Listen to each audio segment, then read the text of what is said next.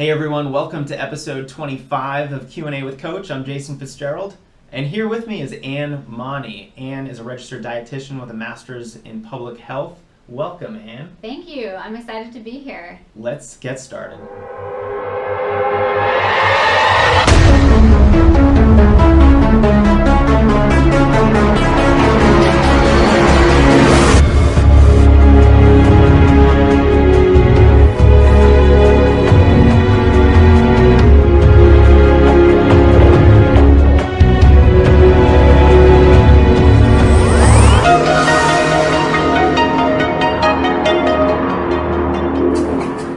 Let's get started with today's question. I brought Anne into the Q&A with Coach world today because we're talking about weight gain and loss while you're training. And this isn't necessarily a training question, it's also a nutrition and diet question, right? Yeah. So the question is, I'm eating right, I'm running 15 miles per week, why am I not losing weight? So there could be a lot of reasons, I think, right? And let's maybe start with some of the nutrition and diet reasons why this person, even though they think they're eating right, they may not be losing more weight. Yeah.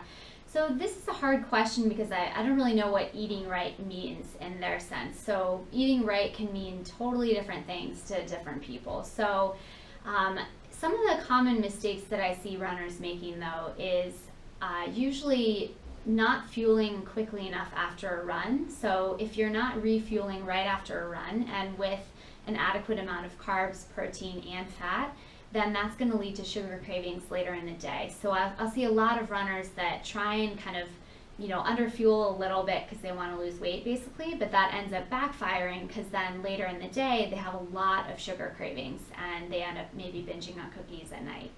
Guilty. Yeah. So I remember you saying before we started working together that your diet was basically Cookie Monster. Right, and you like to have runners front load their calories, which is essentially, let's eat a big breakfast. Let's try to eat either the same amount throughout the day or more of your calories earlier in the day. Yeah. So that, especially if you're a morning runner, I think this is even more important. Absolutely. It prevents a lot of that over snacking later in the day. That's really important. Yeah. And when we interviewed Nancy Clark for our nutrition program, she said, you have to tame the Cookie Monster. Yes. And taming the Cookie Monster is all about making sure that you're properly refueled after your runs. Yes. So don't wait a long time. Don't just eat something very simple. Simple carbohydrate is usually the likely culprit. Yeah. And it's also, too, about making sure you're eating frequently enough. So again, especially in the afternoon, I see clients often try and wait a little too long to eat before, and they get very over hungry, which I like to call hangry. And that again can lead to that Cookie Monster situation because their brain just says we need food now, and then you just go for whatever's right there. And you're in survival mode. Survival mode, yep. And the office candy jar is there, and that's what you eat. So making sure that, like you said, you're front loading your calories and eating enough substantial meals earlier in the day. So making sure that you're eating carbs, fat, and protein at each of your meals. And also, again, making sure to eat frequently makes a huge difference with those later in the day cravings. Right. And I think eating less is probably not the best option here. Is that right? Yeah, because again, if you're trying to intentionally eat less than you need, especially when you're starting to train and maybe you're increasing your mileage, and again, what happens is that's just going to backfire. So if you're underfueling earlier in the day in an attempt to lose weight, you're just going to end up binging at night basically because your body is just saying, hello, we didn't get what we needed. I think an important part to that too is there's been a lot of studies that show your willpower decreases throughout the day.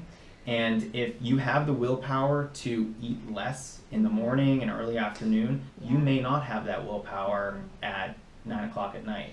And I think ignoring the psychology is detrimental. And I think weight loss in particular, a lot of that is psychological. Well, and a lot of it too is not necessarily that it's willpower either. So it's honestly that, I think people perceive when they're eating too much in the evening, especially with sweets, that they are lacking willpower, but it's, again, really just that they haven't eaten enough. And by the end of the day, your body is at that point where it's like, we've had enough of this.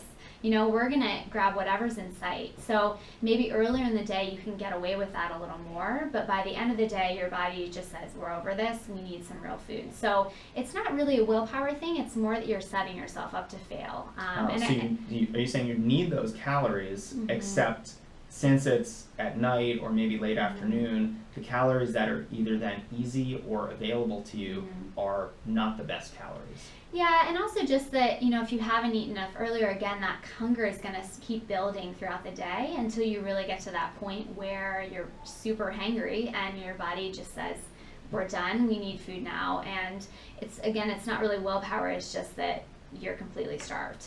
I love it. Yeah, you can't really fight biology. No. Yeah. Nature versus nurture. Yeah, Nature exactly. always wins. Nature wins, yeah. Wedding Crashers? Yeah, Anyone? yep, love it. So, now I want to talk about the training side of things too, because there's a big difference between exercising for health, exercising for weight loss, and exercising, really I should say training for performance. Yeah. If you're trying to run a certain time in a race, if you're training to run a marathon, you're training. Yes. You're not exercising. Yes. It's very focused and it's goal oriented. Yeah, very intentional. So for this runner, they're running 15 miles per week. They would like to lose more weight. Right off the bat, one of the things that I would say is they may not be training enough. 15 miles a week isn't a high enough workload, I think, to be really good for weight loss. And the other thing I would say is probably even more important is the variety aspect of their exercise program. And I know maybe with your private clients who you're helping coach through this, you probably also tell them, you have to do different things to not only make it sustainable, but to also, stoke the metabolism in different ways. You can't just run easy for 15 miles a week.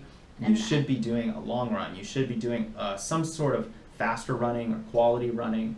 That's really critical. Strength training is really, really important, I think, for weight loss, particularly I think for women. You have to be doing some strength training for body composition reasons. So variety is critical here. You want to make sure that you're doing all of those things in a well-rounded training environment, so that ultimately with some solid nutrition and diet habits in there, you can reach your weight loss goals. Yeah.